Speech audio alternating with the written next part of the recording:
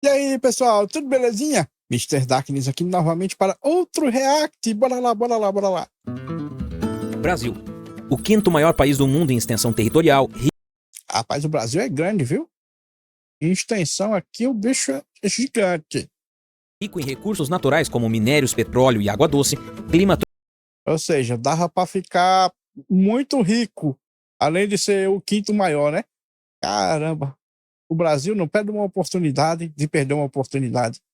tropical propício para agricultura e pecuária e a nona economia mundial, com a sexta maior população. Parece mil maravilhas, mas todo mundo sabe que aqui a ineficiência fala mais alto.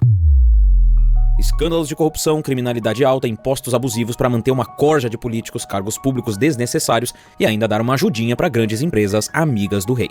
O Brasil é conhecido por ter uma das maiores cargas tributárias do mundo, o que impacta pra E agora somos os campeões, velho. Temos o maior imposto do mundo. Vai, Brasil! Vai, Brasil! caramba no preço dos produtos. Mesmo produzindo mais de 4 milhões de barris de petróleo por dia, o preço da gasolina é incompatível com o salário médio no Brasil.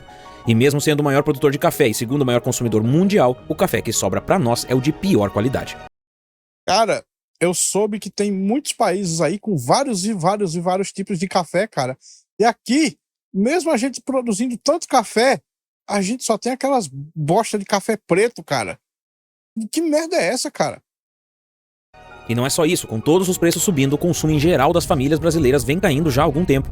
Para a maioria isso não é novidade, mas aceitar essa situação parece ter se tornado normal na vida corrida, onde mal dá tempo de pensar sobre algo que não seja trabalho, contas e outros problemas diários. Mas talvez você, assim como eu, já cansou de esperar que a economia, o país, a cidade ou mesmo as coisas à sua volta mudem para melhor. A grande Eu sei que não vai mudar, não. É por isso que eu digo, pessoal, a saída do Brasil é o aeroporto. Se vocês estão achando que as coisas vão melhorar, vão tirando o cavalinho da chuva. Vocês querem uma vida melhor? Vão tratando de pensar em como sair desse país aqui antes que a vida de vocês seja sugada. grande questão é, o quão ruins estão as coisas no Brasil e o que nós podemos fazer para melhorar a nossa própria vida? Se vocês querem saber o quão ruim de verdade estão as coisas no Brasil, vejam aquele react que eu fiz de quanto você ganha uma hora trabalhando no Brasil e quanto você ganha uma hora trabalhando nos Estados Unidos. Aí vocês vão ver a merda de verdade. Elementar, meu caro Watson. Burocracia, exatamente. Além de ser burocrática, é burra pra caralho. Certa vez eu ouvi que nem todos temos 24 horas em um dia. E realmente não temos. As pessoas mais ricas têm muito mais tempo do que a pessoa mais pobre. É só você pensar no pessoal que perde, sei lá, 3 horas para ir e voltar do trabalho, aquelas pessoas que tem que passar tempo em casa fazendo a própria comida, aquelas pessoas que tem que passar tempo lavando a própria roupa, sabe? Porque os ricos não fazem essas merdas, não. Os ricos pagam outra pessoa para fazer e faz algo que dê muito mais dinheiro. Achei a frase curiosa e o significado interessante. Olha só, todos os dias eu vou da minha casa até o escritório da empresa, do Elementar. Se eu for de carro, eu levo em torno de 24 minutos com um pedágio de R$ 3,25. Ou seja, basicamente 50 minutos de ida e volta, mais R$ 6,50 em pedágio. Para quem não tem carro e precisa fazer o mesmo trajeto de transporte público, gastaria no mínimo 2 horas a mais por dia em pé num ônibus lotado. Assim, para não perder 2 horas do meu dia, eu não tenho a opção de não ter carro. Eu até poderia usar Uber, mas ele parece estar cada dia pior, com preço cada vez mais alto e os carros. E vai piorar agora que a reforma tributária que foi aprovada, e vocês sabem que reforma tributária é golpe, né? Acho que eu disse tributária, é tributária. Reforma tributária é golpe e vai ficar mais caro o Uber. Isso porque o Lula não consegue proibir. O que ele queria mesmo era proibir. Porque tem gente ganhando dinheiro com o Uber. Ele não quer gente ganhando dinheiro, ele quer gente se fudendo. Porque se o pessoal estiver ganhando dinheiro, como é que esse pessoal vai ficar aleijado com Bolsa Família, né? Como é que ele vai aleijar as pernas do povo para poder vender as muletas? Carros mais velhos e acabados. Eu poderia evitar tudo isso e trabalhar de casa, afinal um canal no YouTube é o modelo mais home office que se pode imaginar. Mas ter um escritório aumenta a minha produtividade e de toda a equipe, então mesmo perdendo tempo no trânsito, eu ganho algo em troca. Só que para a maioria das pessoas esse não é o caso. Quem usa transporte público diariamente não tem as mesmas 24 horas no dia comparado a quem vai de carro, que também não tem as mesmas 24 horas no dia comparado a quem trabalha de casa. Isso torna quase obrigatório ter um carro no Brasil. Para isso é preciso tirar a carteira para então comprar um carro. E é aqui que as coisas começam a piorar. Não é aí que as coisas começam a piorar, não. Eu, por exemplo, o orçamento que eu tenho aqui, eu sei que a chance de eu ter um carro na vida é zero. Eu nunca vou ter um carro na vida, provavelmente nunca vou ter orçamento suficiente para ter nenhuma moto. No Brasil, para tirar a carteira, é preciso abrir um processo no Detran junto a uma autoescola. Tomando por base um processo de habilitação padrão com um número razoável de aulas práticas e eventuais reprovações, o custo total chegaria aos R$3.000. Então é pagar 3 mil... Se não me engano, meu irmão, ele conseguiu passar por todo esse sofrimento aí, porque eu também sacrifiquei boa parte do meu orçamento para que ele conseguisse, já que ele é mais jovem que eu e teria mais chance, porque ele queria comprar uma moto que é para poder trabalhar com entregas e tal. Gastar uma fortuna em Uber ou perder horas todos os dias de pé em um transporte público. Assim, você decide fazer uma espécie de Minha CNH Minha Vida, parcela em 12 vezes e começa as aulas. Mas aqui no Brasil não adianta ser caro. Ele parcelou lá em várias vezes, mas no total não saiu por 3 mil não. Acho que saiu por 4.500 tudo, se não me engano. Tem que ser demorado também. Você vai passar por exaustivas aulas teóricas, exames, testes e ainda tem as aulas práticas. O tempo médio para tirar a carteira é de 90 dias, mas isso se você for um bom aluno, estiver em uma cidade de média pequena e com disponibilidade. Ele demorou bem mais de 90 dias, porque teve que refazer as aulas, se não me engano. E teve aqueles dias que os caras simplesmente não apareceram lá, teve que remarcar. Pô, bizarro. Para fazer as aulas em qualquer horário do dia. Mas aqui no Brasil não adianta ser caro e demorado, tem que ser ruim também.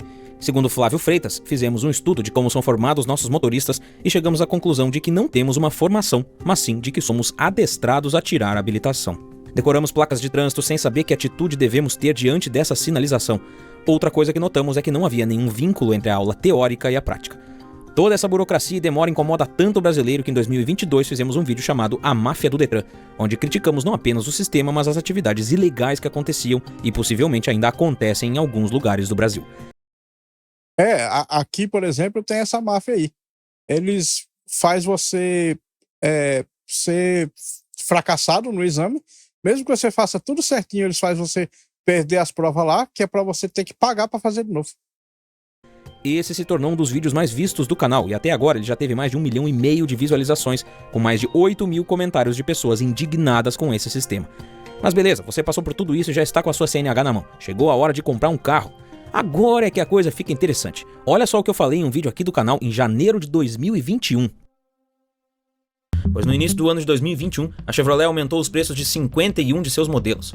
O modelo mais barato agora é o Joy Hatch, que sai por R$ 58.290. R$58.000 por um Onix pelado já era caro em 2021, mas nada comparado a 2024, quando um Mobi passou dos R$72.000.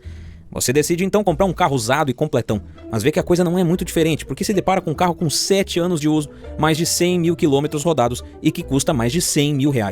Outro com 10 anos que custa mais de 70 e um outro com 20 anos de estrada custando 35. Você decide então pelo Corolão 2003, um verdadeiro senhor da estrada. Um carro que chama a atenção de qualquer viúva com mais de 60. Você parcela na concessionária em 5 anos no Meu Carro Minha Vida e agora é só transferir para o seu nome. Hoje esse processo foi facilitado por ser digital, mas se você optar pela transferência convencional, você se depara com um serviço bem típico aqui do Brasil. Nossa, esse serviço típico do Brasil, cara, só me lembra o filme Isotopia, cara. Todo mundo que assistiu vai imediatamente saber do que eu tô falando. Não tem nem condição. Os cartórios. Só de ouvir esse nome você sabe que vai pagar caro, perder o dia inteiro e ser mal atendido para poder colocar um simples carimbo numa folha de papel. Porque aqui no Brasil não adianta ser caro, demorado e ruim, você precisa ser mal atendido também. Desde o nascimento, o brasileiro é envolvido pelo sistema de cartórios. O primeiro passo é a emissão da certidão de nascimento e a partir daí surge uma sequência de necessidades burocráticas que só se encerram literalmente depois que você morre com a emissão da certidão de óbito. Uma dessas necessidades aparece justamente na hora de transferir o carro para o seu nome, quando você vai reconhecer firma. Mas beleza, é um processo rápido perto do tempo e do dinheiro que você vai economizar não utilizando o transporte público, porque afinal nem mais IPVA esse Corolão 2003 paga. O IPVA é golpe. Ele é imposto que o governo lhe cobra para te lembrar que o carro não é seu. Porque o governo, ele considera que tudo é dele. É sua casa, seu carro, seu patrimônio, seus filhos também é dele, porque eles querem dizer como é que você tem que criar. O governo, ele considera tudo dele. Tudo. Então, ele bota esses impostos, tipo IPVA, IPTU, essas coisas aí, das coisas que já são suas, para te lembrar que elas não são suas, são apenas concessão que o governo fez para permitir que você use. Só. Isso porque, na maioria dos estados do Brasil, carros com mais de 20 anos de fabricação são isentos desse imposto, o que em breve deve se tornar o padrão em todos os estados com a PEC 72 de 2023. Para os demais, fica tudo como está. Ah, o IPVA. Sim, um imposto que tem a lógica invertida, cobrando mais do carro mais novo, desmotivando as pessoas a trocarem de carro. A lógica aqui do governo é tão bizarra, cara. Nos países de futuro, eles querem que você compre carro novo, né? Eles querem que você compre, tenha um carro zero, novinho, com todas as opções e tal. Aqui no Brasil, não. Como assim você ousa comprar um carro novo? Só por causa disso, você vai ter que dar outro carro pro governo. Porque, tipo, é uns 50% de imposto, mais ou menos. Então, quando você compra um, o governo automaticamente ganha outro para ele. Pior, sem o IPVA em dia, a pessoa perde o direito de andar com o carro dela, pelo qual ela já pagou uma porrada de outros impostos. Pelo menos você comprou esse Corolla justamente na hora certa, no primeiro ano que ele não paga mais o IPVA. Carros com mais de 20 anos não pagam esse imposto. Agora, se pagasse, o imposto ficaria em R$ 900 por ano para o Corolla SEG 2003, considerando a taxa de 3% do estado do Rio Grande do Sul. Mas você já entendeu que no Brasil não adianta só ser caro, tem que ser ineficiente também. Você pagaria R$ 900 por ano para ter o direito de andar com o seu carro em estradas esburacadas, pedágios caros, com o risco de ser assaltado, com um dos seguros mais caros do mundo e num dos trânsitos que mata mais que muita guerra. No Brasil existem cerca de 1,7 milhão de quilômetros de rodovia. No entanto, apenas 12% delas são pavimentadas. Somado a isso, as rodovias brasileiras são construídas sem fiscalização, os projetos entregues sem atender nenhum critério de qualidade nacional, muito menos algum padrão internacional. Eu vi que o Brasil tem as segundas piores estradas do mundo. Cara, como é que pode, cara? Não somos o primeiro lugar, cara. O Brasil é tão inútil que nem pra ter as piores do mundo, cara. Tem que ficar em segundo lugar, velho. Ficasse pelo menos em terceiro pra gente comemorar. Porque você sabe, né? No pódio tem o primeiro, o segundo e o terceiro lugar. O pior lugar de um pódio é o segundo. Mas, cara, logo o segundo, cara. Ah, pois é. Falando em estrada, eu tô gravando esse vídeo aqui em agosto, não, em julho, acho que estamos no final de julho, estou gravando isso aqui no final de julho, e tipo, tem eleições esse ano, e já começaram a arrumar umas ruas ali. Por que caralhos, só quando tá perto das eleições é que começam a arrumar as ruas, cara? É só para se aproveitar da baixa memória do povo, né? É certeza. Eles sabem que o povo, a média de QI é 83, aí vão se aproveitar disso para dizer, tá vendo? Ó, nosso governo fez reforma nas ruas aqui, ó. Isso, além de oferecer risco aos motoristas, adiciona em média até 24% no valor total da obra, por conta dos gastos com a reparação de defeitos ainda antes de entregue. Mas no Brasil não adianta ser caro, ineficiente e ruim, tem que ser demorado também, porque ainda temos atrasos absurdos que deveriam estar no livro dos recordes, como em Porto Alegre, onde tem obra que era para ter sido entregue na Copa de 2014, mas está se estendendo um pouquinho. Para que eles vão fazer a obra logo, se quanto mais eles estender, mais eles podem roubar? Então, talvez fique pronta para a Copa de 2026, no México, Canadá e Estados Unidos. Mas no Brasil não adianta ser caro, ineficiente, ruim e demorado. Tem que ser de péssima qualidade também. Não pode ser só aquelas qualidades, não. Tem que ser de péssima qualidade também. Aqui é Brasil, meu amigo. Você acha que aqui é lugar de coisa boa? O Departamento Nacional de Infraestrutura de Transporte, o DENIT, por muitas vezes opta por insumos mais baratos, com tecnologia defasada, que no final exigirão manutenção constante e que lotam nossas estradas de buracos. Mas no Brasil não adianta ser caro, ineficiente, ruim, demorado e de péssima qualidade. Tem que ter corrupção também.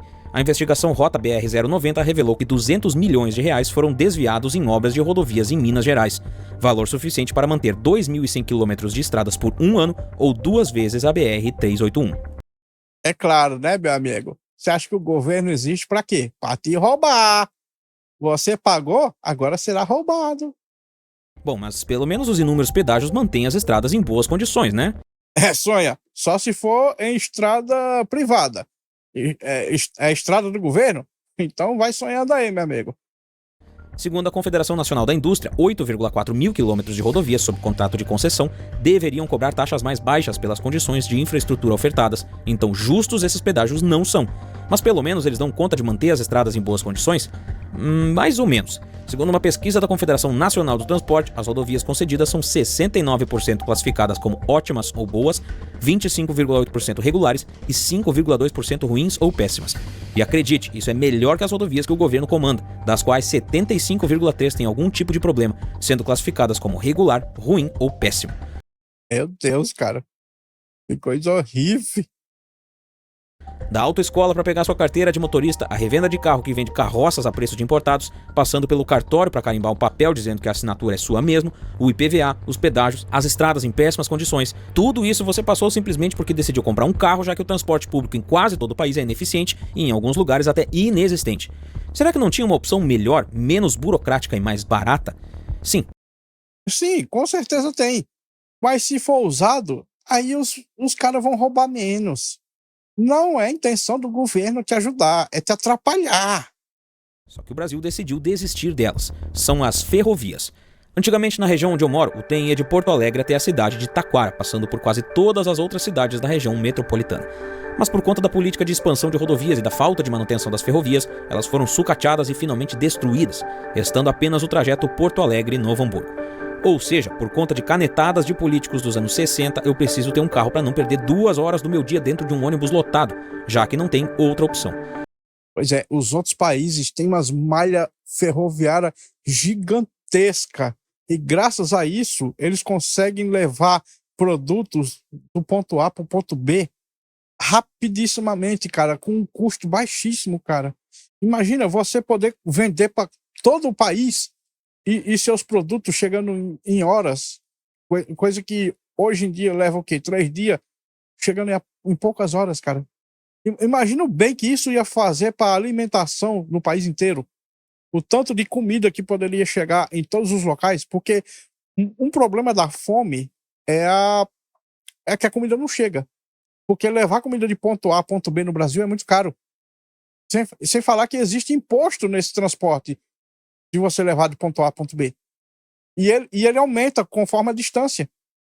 Então, tipo, no Brasil tudo é feito para que você perca. O trem seria a alternativa mais eficiente dentre todas essas, mas no Brasil a gente não gosta do que é eficiente. E assim como Aqui no Brasil o pessoal não gosta não do que é eficiente. Porque, você sabe, né? O governo tem que roubar. Então, aconteceu com a região metropolitana de Porto Alegre, o que acontece no resto do Brasil não é diferente. Em Florianópolis, o projeto de implementar um sistema de metrô foi cogitado em 2011, mas o então vice-prefeito João Batista Nunes afirmou que seria inviável por causa do custo médio da passagem. Segundo inviável por causa da passagem. Inviável por causa da passagem. Mas que ele, para que o passe custasse R$ 3,50, seria necessário ter uma população de 1 milhão de habitantes. Na época, a cidade tinha pouco mais de 430 mil. Além disso, as linhas de metrô são empreendimentos caros que custam muito aos cofres públicos, tanto para implementar quanto para dar manutenção, o que faz com que muitos políticos optem ainda por investir no ônibus como principal alternativa de transporte público. Me explica por que nos outros países dá certo e por que aqui não dá. Me explique isso. Por que aqui não dá certo, coisa que em todos os outros países decentes tem? Por quê? O político brasileiro é eficiente. Ele sabe que o trem, no curto prazo, não garante o voto dele, porque inclusive corre o risco de a próxima gestão ficar com o crédito da obra. Agora sim tá explicado. Tipo, as obras vão demorar mais de 4 anos. Aí o político pensa, rapaz, se eu gastar dinheiro com essa obra, não dá tempo dela ficar pronta até eu me reeleger. Eu vou perder voto. Eu vou abandonar essas merda aí. A população que se foda. Que se foda. Então ele faz muito menos que isso para garantir o voto. Ele asfalta umas vias aqui e acolá e coloca uns ônibus a mais nas ruas. Isso é rápido e envolve menos dinheiro do que construir ferrovias. Na hora de ganhar voto, o político brasileiro é o ser mais inteligente do mundo. Eu concordo. Na hora de ganhar voto, meu amigo, eles vão lá, inventam as mentiras, tipo dizendo que pobre vai comer picanha, sabe? Aí os otários, esses macacos aí, na hora, pessoal. Então isso significa que ele faz outras coisas para ganhar voto enquanto melhora a vida do brasileiro, né? Não é bem assim. Se você mora no Brasil, sabe que ele tá largado às traças. Não só não vemos melhorias, como temos um aumento constante nos impostos, taxas e do custo de vida. E esses impostos servem para encher o bolso do político lazarento. Nada mais. Ano após ano, o Brasil segue tendo um péssimo desempenho no ranking mundial de corrupção da ONG Transparência Internacional. E eu vou dizer logo, corrupção faz zero diferença. Porque a partir do momento que o imposto já te roubou, o que eles fazem com o dinheiro não importa mais. Aí você vai me dizer, mas Dark, mas eles não têm que devolver o dinheiro em forma de produtos e outras coisas? Não. Você paga imposto para não ser morto. É por isso que você paga imposto. É para não ser morto. Porque se você não pagar o imposto, eles vão lá, te prendem, te torturam, lhe matam. É para isso que você paga imposto. Não é para receber serviços. Os serviços são umas desculpas esfarrapadas que eles dão para catequizar você, para que você pense que é para isso que está pagando. Porque senão o povo ia se revoltar, né? O pessoal ia sair nas ruas, igual o pessoal estão fazendo lá com as eleições que Maduro fraudou. Ele fez umas fraude grande ali nas eleições, o povo saíram na rua e pelo menos até esse momento que eu estou gravando esse react aqui, o povo ainda está lá, querendo arrancar os coros dele. Mas provavelmente ele tem um monopólio da força, né? Porque é para isso que o Estado existe, para poder te roubar e te impedir de se revoltar, né? É por isso que ele tem o monopólio da força. E é para isso que o Estado serve. Ele te rouba. Ele não pega imposto para fazer coisa boa para você. Ele pega para te roubar e as coisas que ele faz para você é só desculpinha para você poder não se revoltar. Nessa avaliação, que atribui notas de 0 a 100, onde 0 representa um país muito corrupto e 100 representa um país livre de corrupção, o Brasil obteve 38 pontos em 2020. Os valores movimentados em esquemas de corrupção do Brasil são astronômicos. Estimativas da ONU indicam que o país perde cerca de 200 bilhões de reais em esquemas de corrupção. Eu já digo logo, esses 200 bilhões fazem zero diferença. Zero. Porque o que faz diferença é você não pagar imposto. Se você não fosse roubado, eles não teriam esse dinheiro para corromper. Corrupção aí. Mas faz zero diferença. Todo ano. Enquanto isso, cidades como Rio de Janeiro e Salvador não se comparam só por serem maravilhosas, terem sido capitais brasileiras, terem os melhores carnavais do país e por atraírem um enorme número de turistas. Os dados de segurança de Salvador e da capital carioca também são muito parecidos, só que a criminalidade aumentou mais em Salvador que no Rio nos últimos 3 anos. Os números são praticamente iguais, a quantidade de crimes contra a propriedade, problemas como vandalismo e roubo, pessoas que usam ou traficam drogas, taxa de crimes violentos como agressão e assalto à mão armada e quantidade de corrupção e suborno. É tudo muito parecido. Um estudo revelou que 57% do território do Rio está sob domínio do crime organizado. E na economia as coisas também não vão bem, porque... Caramba, uma máfia dentro da máfia aí? O que já era ruim piorou com a pandemia de 2020, pois uma cidade turística que depende de pessoas chegando teve um rombo de mais de 45 bilhões de reais na sua arrecadação. Como se não bastasse, Rio de Janeiro e São Paulo são as cidades mais caras do Brasil, de acordo com a BBC. E não é preciso pesquisar muito para descobrir os problemas da cidade de São Paulo também. O trânsito é caótico, a poluição incomoda, o custo de vida não ajuda e a violência escala a níveis quase cariocas. Por mais que eu goste muito de São Paulo, acho que o custo de vida realmente não é brincadeira e o trânsito muito menos. Então, você se vê sem saída, com seu Corolla 2013 precisando trocar os amortecedores, o preço da gasolina lá no alto, como sempre, sem alternativas de transporte, ganhando pouco, tendo que se deslocar muito e, no geral, infeliz aqui no Brasil. O que você faz?